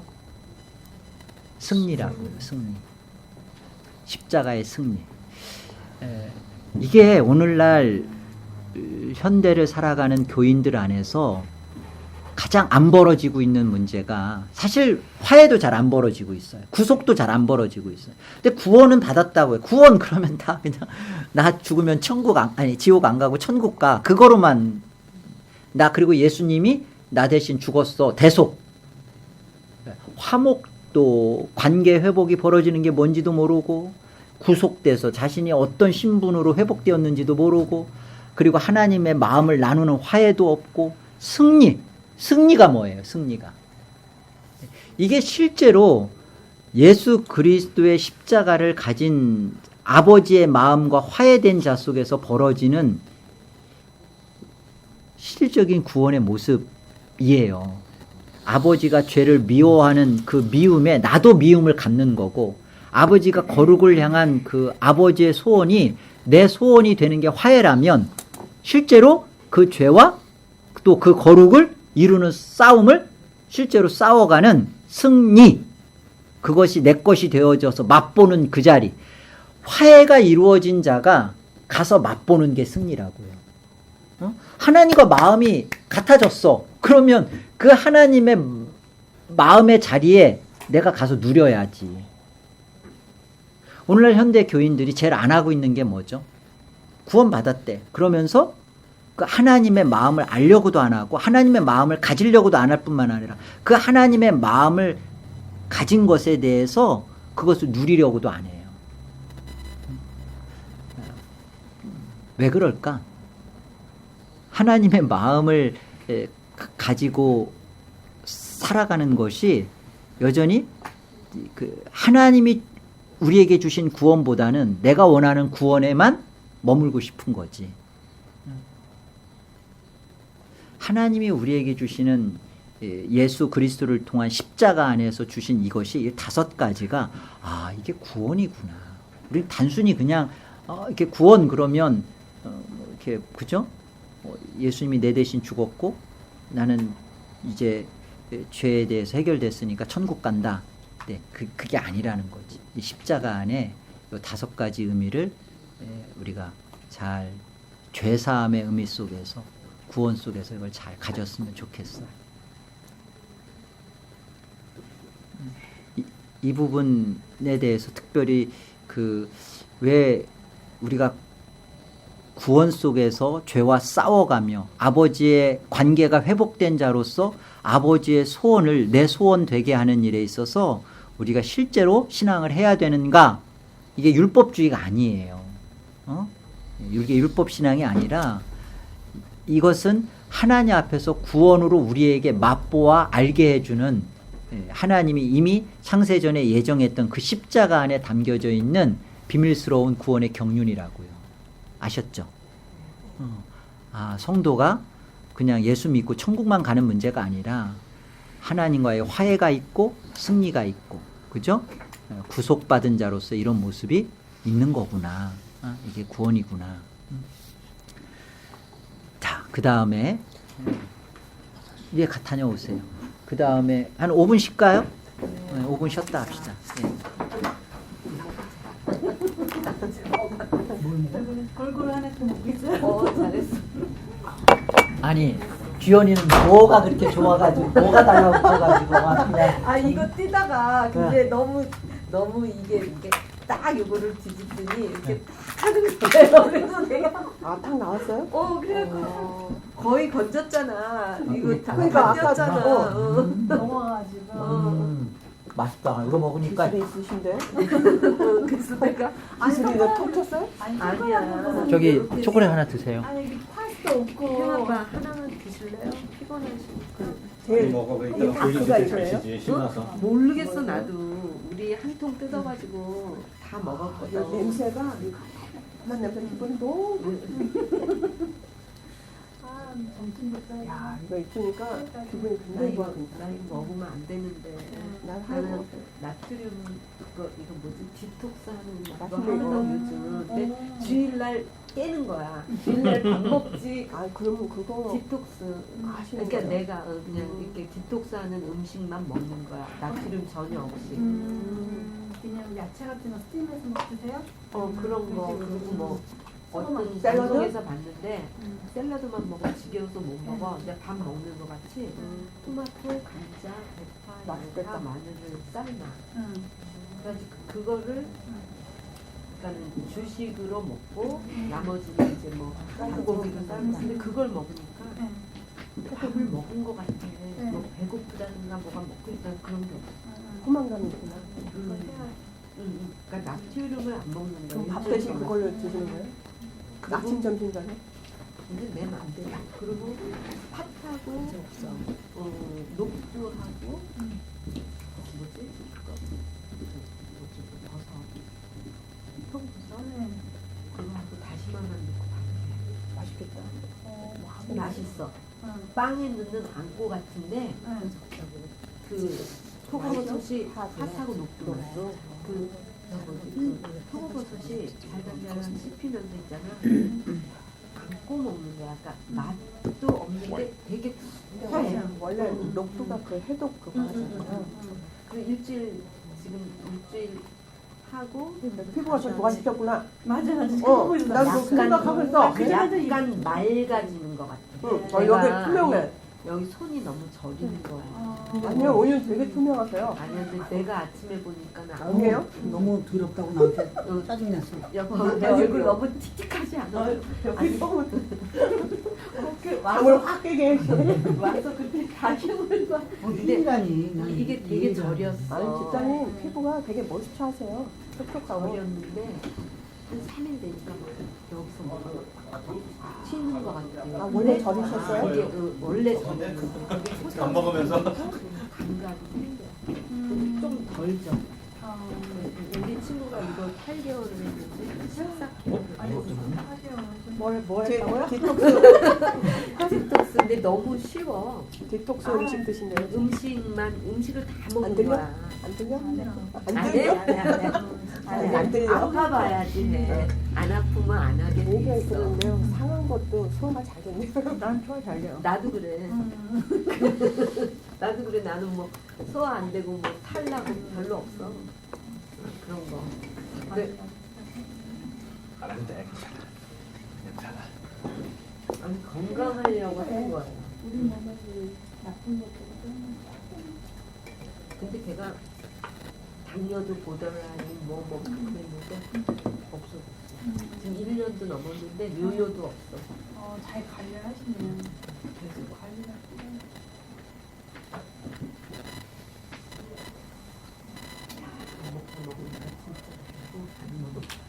신세계도 하나씩. 근데 굉장히 좋아져. 되게 좋아요. 맛있어. 어떻게 이렇게 달지도 않고 다 먹게 생겼어. 일요일에만 유일하게 누릴 수 있는 거. 그러니까 많이 다 똑같아. 집에서 초콜릿 내가 사가지고 했는데 왜 무슨 얘기를 하는 거야? 거기 밥 먹고. 그랬어? 아니 흰색도 있었어요? 드세요. 아, 그러니까. 아니 이렇게 망설이지 말고 먹어요. 아, 하나만 먹어. 신념이다. 그럼. 그리고 어떤 걸 아니 오늘 힘들었으니까 드셔도 그리고 아주 맛있어. 더 드세요. 아니야, 나 많이 지금 3개째 먹었어. 목사님 진짜 세게 드셨어. 나 3개 먹었어요. 좋아하시는구나. 홍삼보다 약한데? 아니야. 맛있어. 슬금 먹어. 3개 먹었어? 먹었어? 센데? 언제 먹었대? 3개씩이나. 지금 방금 요거 2개 먹고요. 응. 중에 한 4개 먹었어. 장현성도는 안 먹었지? 5개 먹었어.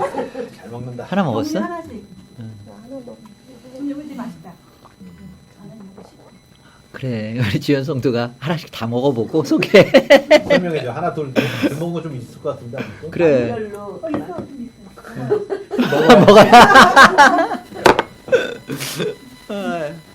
아니 인생에서 먹는 즐거움을 뺄 수가 없잖아.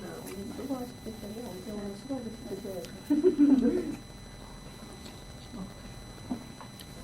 우리가 이런 그 직분자 후보 교육안에서 이런 공부를 이렇게 하는 게 왜 필요하다고 생각 드세요? 응? 굳이 이렇게까지 안 해도 되는 것 같지 않아? 이경성도 어때? 우리 꼭 이렇게까지 해야 돼? 아니 뭐 제가 감히 말씀을 드리자면 응. 해야 될 것 같아요.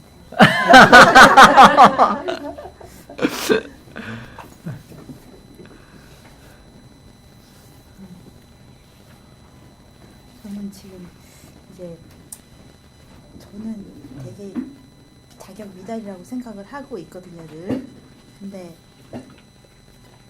이렇게 안 하고 보통 교회에서는 이제 다 집사님이 되시잖아요.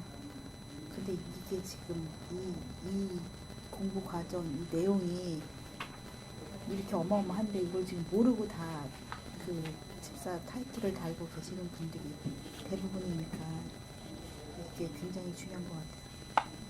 그래서 꼭 필요한 것 같아요. 네, 감사합니다. 제가 실제로 우리 교회는 아니고요. 실제로 이제 이렇게 어떤 분을 만났냐면 장로님이세요. 교회 장로님이셔. 그런데 얘기를 나누다 보니까 세례를 안 받으셨어. 근데 장로님이셔. 근데 그건 이렇게 말이 안 되는, 성립이 돼서는 안 되는 건데, 그래서 제가 너무 착하시고 세상 소위 정말 성실하시고 봉사 열심히 하시고 너무 좋으신 분이에요. 밥 잘 사주시고. 네. 근데 보니까 그분이 하시는 말씀이 그래요. 지금은 사실 굉장히 부끄러워하시죠. 근데 자기가 교회를 갔는데 그때 이제 세례도 안 받고 예수님도 세례를 안 받았다는 것은 예수님에 대한 신앙 고백이 없었다는 얘기잖아요. 일단 점검을 뭐 세례 받고 안 받고지만 어쨌든 세례라는 것을 이렇게 나중에라도 교회 안에서는 나중에라도 꼭 세례를 받아야 되는 문제였는데 세례를 안 받고 있었는데 교회에서 잘 이렇게 잘 섬기고 봉사하고 겸손해 하시고 그러니까 어느 날 그냥 집사로 처음에 그냥 집사로 하시라고 그래서 집사가 뭔지도 모르고 그냥 집사를 하셨고 집사다 보니까 조금 지나다 보니까 나이가 좀 되니까 당연히 장로가 돼서 장로가 되신 거야. 그런데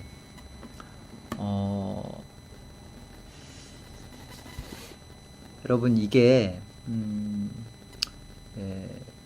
우리가 직분자가 돼서 그 직분이 하나님이 직분을 주신 이유와 목적대로 그 직분이 소용되지 않으면 사실 모르죠. 세례를 받은 여부가 뭔지.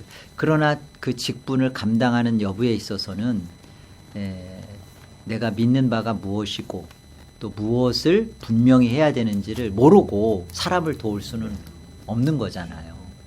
그래.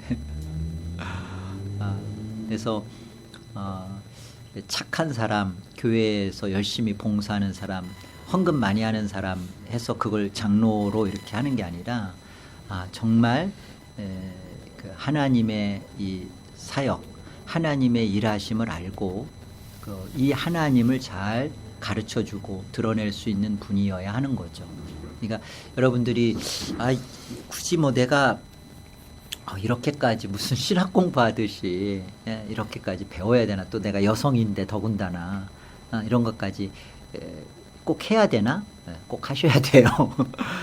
여러분이 이걸 해야 되는 1차적인 이유는 여러분의 믿는 바가 무엇인지를 분명하게 점검하셔야 되고, 그리고 나중에 여러분의 남편들이 또 여러분들이 누군가를 도울 때 이 문제가 정말 어떤 문제보다 우선시 돼야 되는 것이고 시간을 여기에 쓰는 것이 맞는 거구나. 이런 부분을 분명히 하시도록 같이 하는 겁니다. 이게 중요한 문제예요. 중요한 문제예요. 자, 이제 우리가 성령 하나님의 사역을 우리가 생각해 볼 건데요. 그 개혁주의 신앙 안에서 성령 하나님의 사역을 굉장히 많이 중요시 여기고, 그리고 이것에 대해서 할애하는 그 설교도 그렇고 하는 게 되게 굉장히 많아요. 그런데 다만 성령 하나님이라는 말 표현을 극히 자제해요.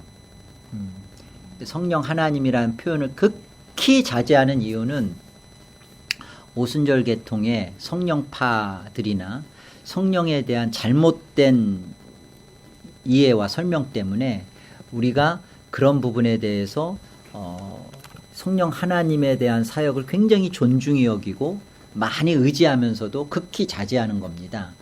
근데 이제 그 개혁주의 안에서 성령 하나님이 하신 사역이 사실은 엄청나게 크고 많아요.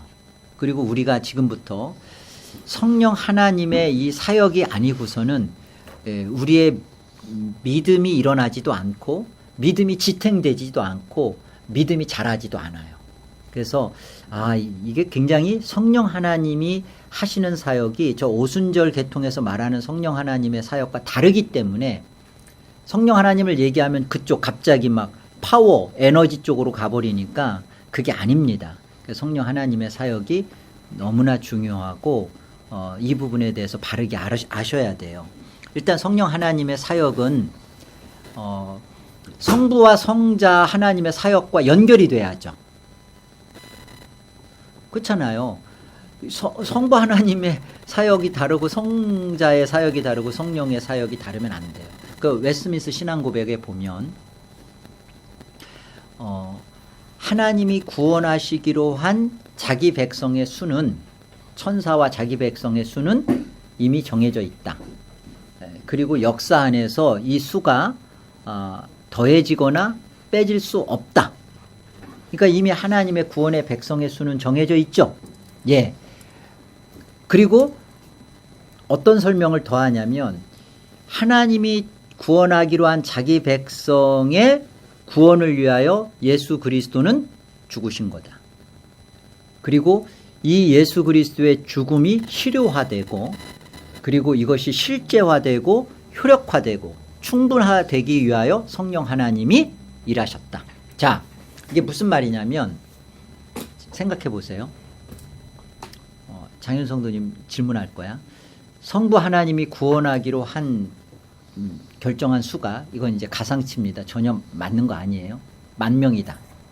10만 명일 수도 있고 100만 명일 수도 있고 아니면 1000명일 수도 있어요. 일단 10,000명이다. 10,000명을 정했어요.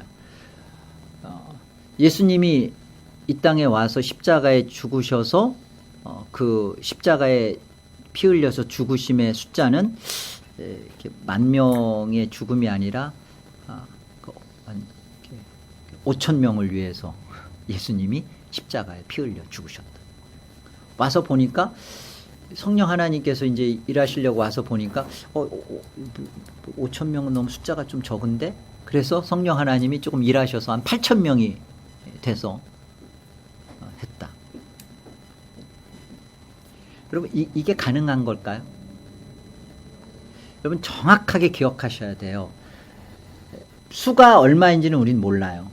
그러나 하나님이 아버지 하나님이 성부 하나님이 구원하기로 한 자기 백성의 수가 10,000,000이면 예수 그리스도의 십자가의 죽음도 10,000,000을 위한 죽음이고요. 성령 하나님의 구원을 역사화하고 실효화한 수도 10,000,000이에요. 같아야 돼요. 그렇죠? 다르지 않은 겁니다. 이 부분을 여러분 꼭 기억하시고 우리가 만화 구원론에서 가장 13과잖아요. 13과 중에 하나님의 예정 다루고 그리고 예수 그리스도의 구속 다루고 나머지 11과가 다 뭐예요? 이게 성령 하나님의 사역이에요. 소명부터 해서 중생, 회심, 칭의, 뭐 양자됨, 성화, 견인, 영화 이게 모두 다 성령 하나님의 사역입니다. 그러니까 우리는 이 부분을 먼저 생각해야 돼. 내가 소명받고 내가 중생하고 내가 회심하고 내가 이렇게 칭의되고 하는 문제 아니야? 이것부터가 틀린 거예요. 이 개혁주의 안에서 여러분 진짜 바뀌어지고 버려져야 될 게 뭐냐면 하나님의 예정 그리고 예수 그리스도의 구속 이 모든 것에 대하여 성령 하나님의 일하심은 그 하나님의 계획을 가지고 오신 예수님이 그것을 실행하신 것에 대한 연합이에요. 예수님이 그렇기 때문에 사람 몸을 입고 오셔서 이 소명부터 해서 영화까지 예수님이 이 일을 하신 거예요. 그리고 그 일에 대하여 성령 하나님이 우리에게 그것을 아뎃트, 적용시키는 거예요. 무엇을 통해서? 믿음을 통해서. 우리의 구원 교리에 있어서 가장 놓치지 말아야 될 게 이게 연합 교리예요. 그리스도와의 연합. 근데 이 연합은 성령 하나님의 사역입니다. 이 부분에 있어서 우리가 바르게 그 이해를 하느냐 못하느냐가 이게 복음주의 계열의 신학과 개혁주의 신학의 가장 큰 획이에요. 복음주의 계열은 이런 생각을 버리질 않아요. 그런데 여러분이 얘기를 나누시거나 여러분이 그 스스로가 가졌던 생각 중에 이런 생각이었다면 내가 이게 잘못된 복음주의 생각을 갖고 있구나 라고 아시면 좋겠어요. 일단 많은 사람들이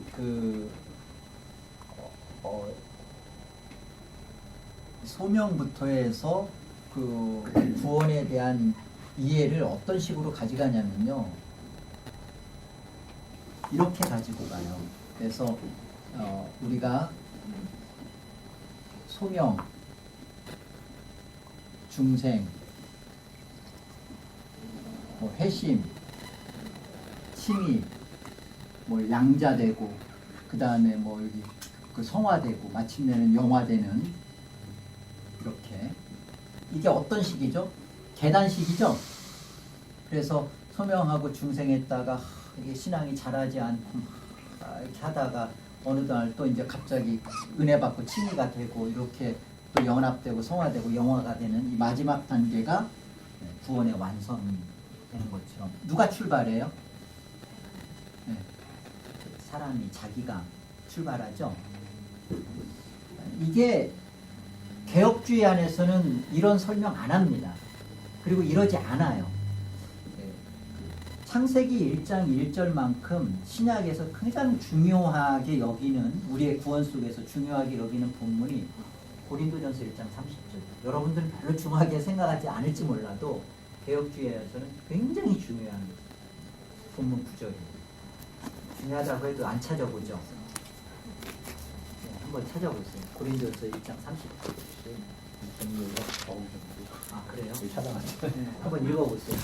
너희는 하나님으로부터 나서 그리스도 예수 안에 있고 예수는 하나님으로부터 나와서 우리에게 지혜와 의로움과 거룩함과 구원함이 되셨으니. 예. 예수는 하나님으로부터 어떻게 해요? 나셔서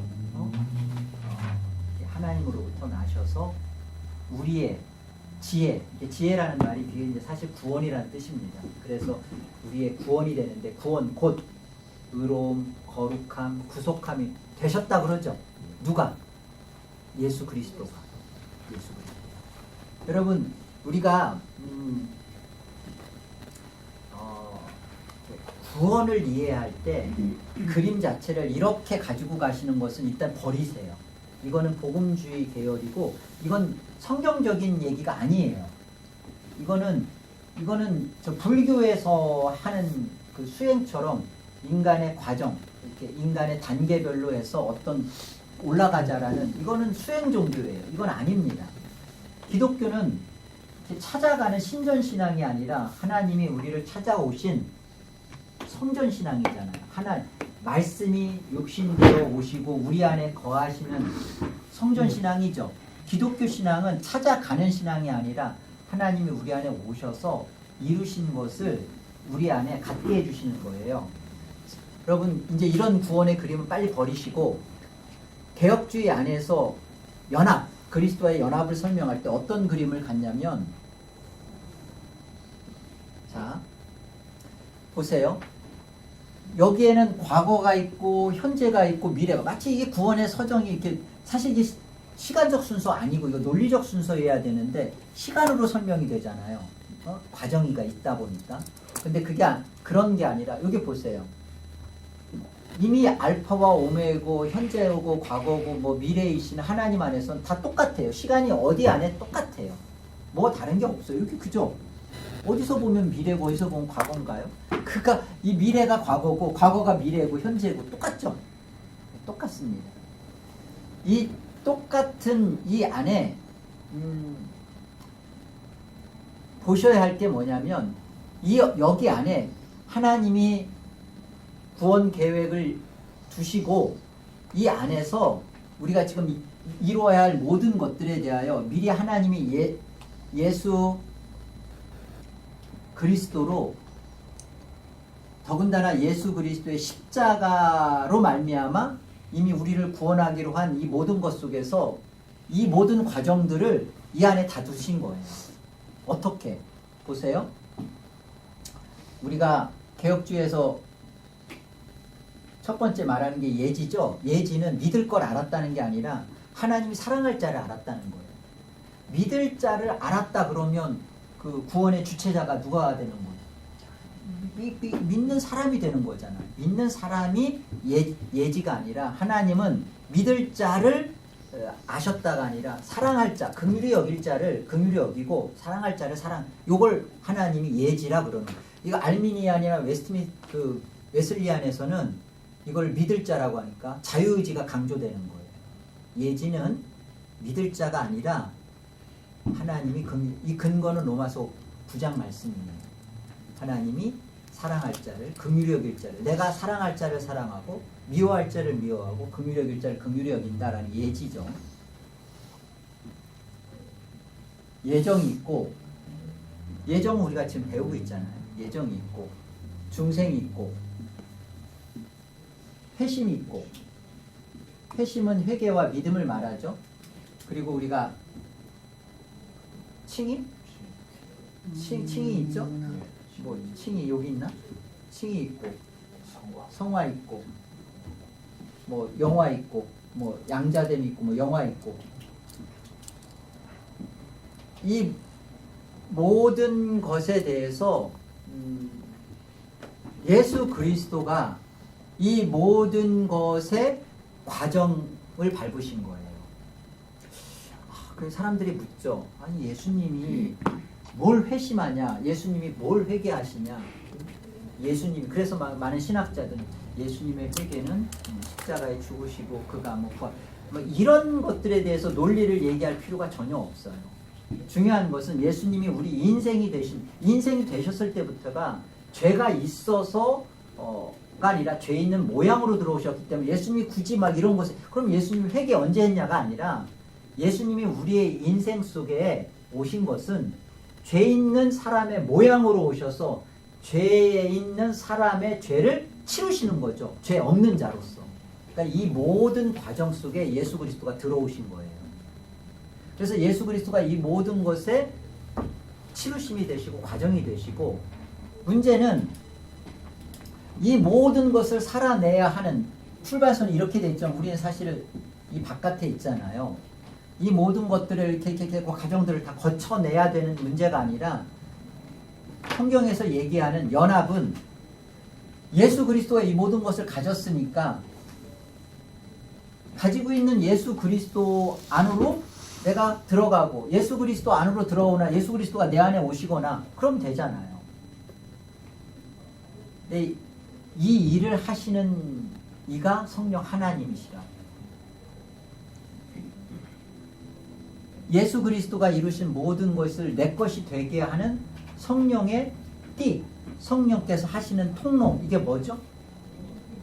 이게 뭐예요? 믿음. 네.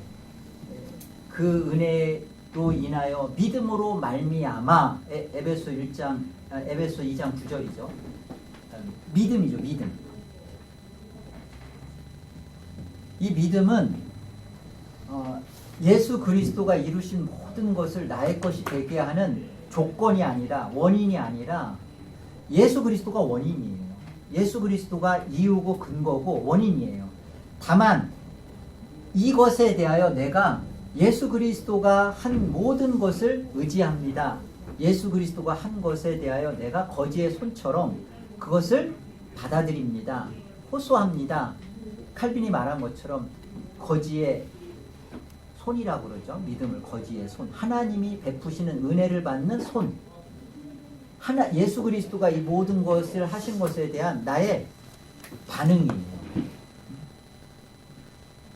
이 믿음으로 말미암아 그 성령 하나님께서 하시는 일이 우리의 구원의 서정의 모든 것들을 예수 그리스도가 하셨고 예수 그리스도와 내가 연합되어지는 그 일을 누가 하시는 거예요? 누가 하시는 사역이에요? 성령 하나님이 하시는 사역이라고요. 여러분 그 성령 하나님에 대해서 우리가 무엇을 깊이 감사하며 무엇에 대해 성령 하나님을 깊이 인정하며 살아야 되냐면 우리 안에서 저런 것들이 하나님과 우리와 합력해서 벌어지는 문제가 아니라 하나님의 주권적으로 예수 안에서 다 하신 거예요. 이 예수께서 다 하신 일을 내 안에 단계를 통해서 이게 그 신앙의 과정 속에서 하나님이 절망케 하고 무너짐을 통하여 예수 그리스도가 하신 그 일이 믿어지게 하고 그 일이 내 것으로 받아들여지게 하고 그래서 점점 내 안에서 예수가 그죠? 예수가 내 안에 내가 예수 안에 그래서 나는 점점 죽어져 가고 예수로 살아가는 그 일을 실제로 하시는 일 이게 적용인데 그게 성령 하나님께서 하시는 거예요. 그래서 내가 실상을 말하노니 내가 떠나는 것이 너희에게 유익이라 그가 오시면 보혜사 성령님이 오시면 그가 진리의 영으로서 우리 안에 실제로 저 예수 그리스도가 하신 일을 우리 안에 이루시는 거예요. 그러니까 오늘날 성령 운동자들이 또 성령에 대한 잘못된 사람들이 갖고 있는 뭐 신유라든지 방언이라든지 아니요. 성령은 예수를 증언합니다. 요한복음 15장 26절 가보세요.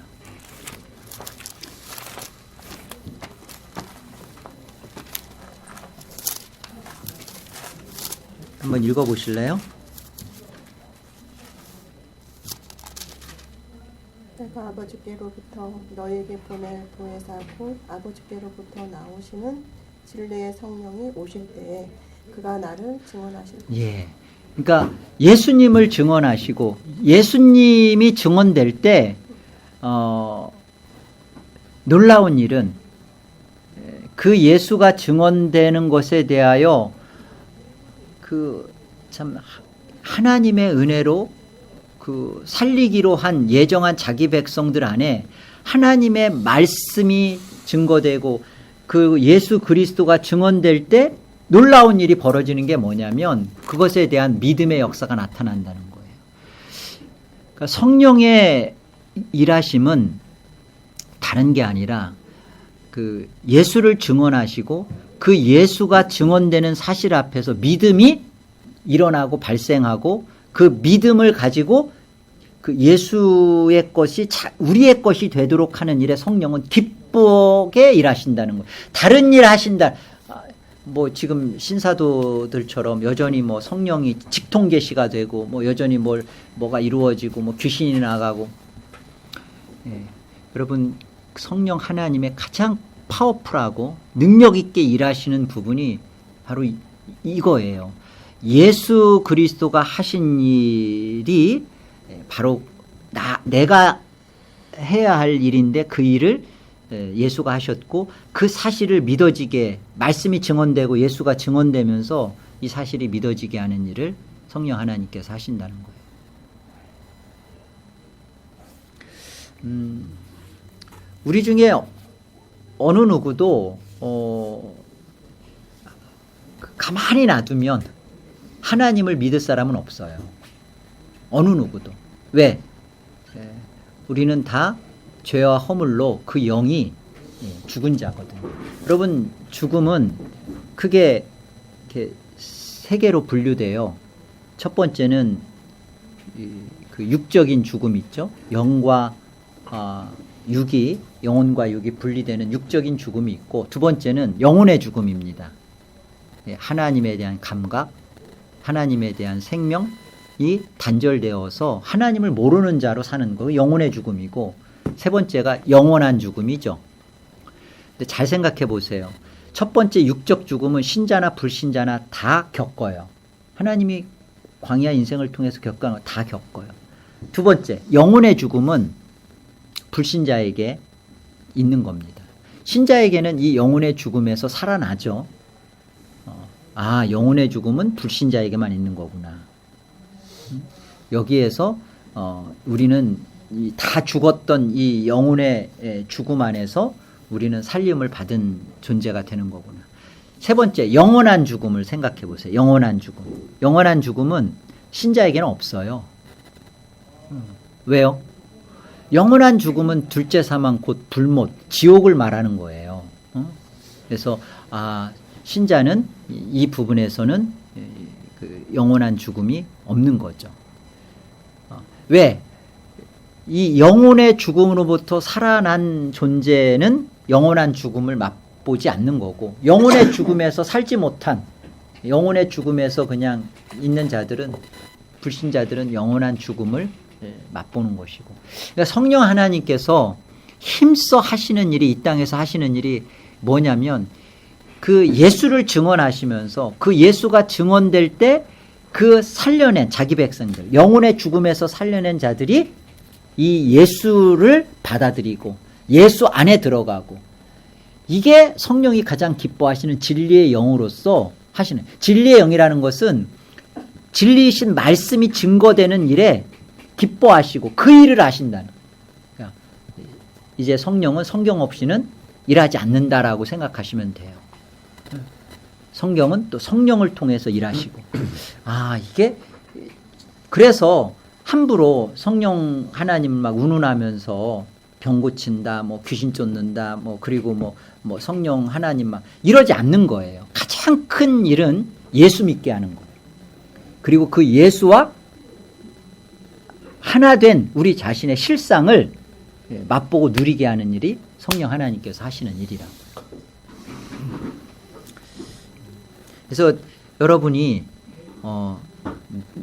내 힘이 얼마나 무력하고 그리고 예수님 아니면 안 된다라는 것에 대해서 이 사실을 여러분이 믿어진다는 것이 이게 성령 하나님의 큰 기적과도 같은 은혜의 역사입니다.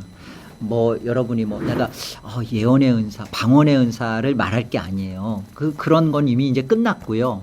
우리 안에 가장 큰 성령의 은혜의 역사는 뭐냐면 예수를 믿는다는 것이 내 안에 진리로 들어오는 거예요. 그냥 겉으로만 예수 믿습니다라는 그런 거 말고 예수를 믿는다는 게 내 안에 합당하게 논리를 깨고 이성을 극복하고 내 안에서 너무나 타당하고 합당하게 들어와줘서 믿어지게끔 하는 게 성령 하나님의 일하심이라고요.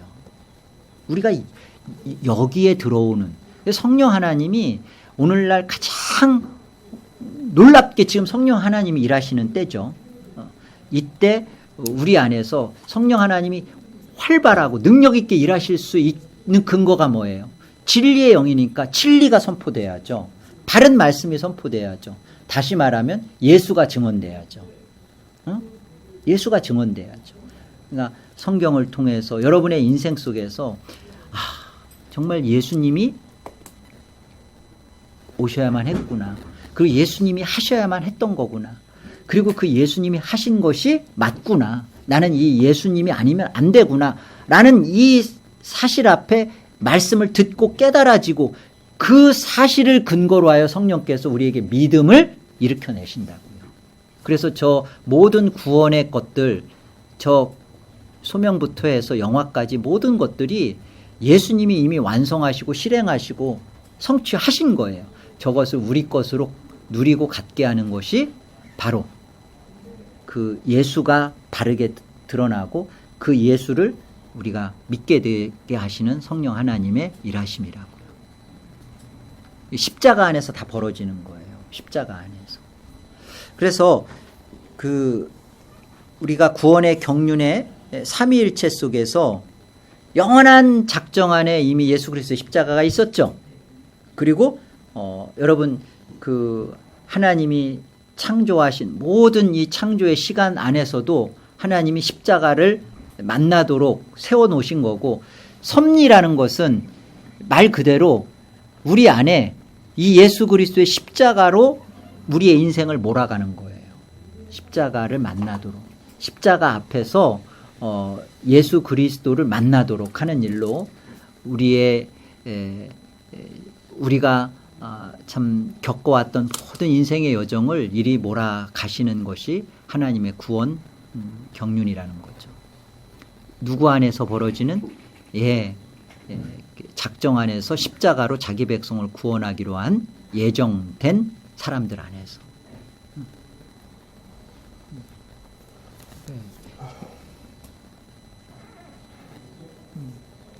됐죠? 목사님, 저 질문 하나만. 네, 하세요. 전에 제가 기도를 하면서 기도를 이렇게 하잖아요. 네. 그러면서 이렇게 대부분 하나님을 부르면서 기도를 하는데 예수님 이름을 부르면서 막 기도를 하다가 또 성령님 이름을 부르면서 기도를 하는 거 하면서 이게 맞는 건가라는 생각을 좀 하게 됐거든요. 성령님 하면서 기도를 해도 그게 괜찮은 건지. 네. 일단은 우리가 예배 속에서 예배의 대상은 하나님이시잖아요. 하나님은 한 분 하나님이신데 삼위로 계시잖아요. 성부와 성자와 성령으로. 그래서 우리가 예배할 때 하나님을 예배한다 그럴 때 성삼위 하나님을 예배하는 것이 야죠. 성삼위 하나님을 우리가 예배합니다. 성부 하나님 예배하고 성자 하나님을 예배하고 성령 하나님을 예배하는 거예요. 기도도 우리가 하나님께 기도한다 그럴 때 사실 이 하나님 안에 삼위 하나님이 계신 거죠. 맞죠? 그런데 이 모든 설명은 이렇게 존재론적으로는 하나님의 삼위일체는 나눠지지 않아요. 우리의 구원, 구속의 경륜, 구원사적으로 보면 삼위 하나님이 나누어져서 역사 속에 설명되죠. 이를테면 우리의 구원 속에서도 성부 하나님은 구원을 계획하시고 성자 하나님은 구원을 실행하시고 성령 하나님은 구원을 적용하시죠. 예배 속에도 마찬가지예요. 예배의 대상은 아버지 하나님이시고 그 예배를 인도하시는, 예배를 인도해 가시는 이는 그 아들 하나님이시고, 그리고 성령 하나님께서는 그 실제로 예배를 하실 수 있도록 우리의 예배 가운데 그것을 빌립보 4장 3절에 보면 그 힘으로 역사하시는 성령 안에서 하시도록 하시는 분이에요. 그러니까 우리가 삼위 하나님을 예배하는데 예수님의 인도함을 따라서 삼위 하나님을 예배한다? 예수님도 예배를 하시죠. 히브리서 2장에 보면 예수님이 주가 찬송을 하고 그 교회가 주를 따라서 다 찬송한다고 그러니까 기도도 마찬가지. 기도의 1차적 기도의 대상은 누구예요? 아버지죠. 아버지 하나님이시죠. 그리고 그 아버지 하나님의 그 기도 안에서 우리는 성령님의 안에서 성령 안에서 그러니까 기도의 그 통로가 예수 그리스도의 이름으로 기도합니다. 그러니까 우리가 하나님 아버지께 기도할 때 기도의 통로는 예수 그리스도구나. 예수 그리스도를 통해서 아버지께 가는 거구나. 성령님은 그 성령님의 의지하여 성령의 힘으로 의지하여 예수 그리스도를 통해서 아버지께 이게 사실은 예배나 기도나 우리 역사 안에서 우리가 이렇게 있는 모습이죠. 하나님인데 우리가 아들 하나님께 기도하면 안 되나? 성령 하나님께 기도하면 안 돼. 할 수 있는 문제죠. 그런데 아들 하나님도 우리 안에서 설명하실 때는 아버지께 기도하시잖아요. 그러니까 이런 모습들이 우리 안에서 하나님이신데 예배의 대상과 예배의 인도자와 예배의 적용자가 나누어지듯이 기도도 그런 설명을 갖고서 하는 게 바람직하죠. 네, 알겠습니다.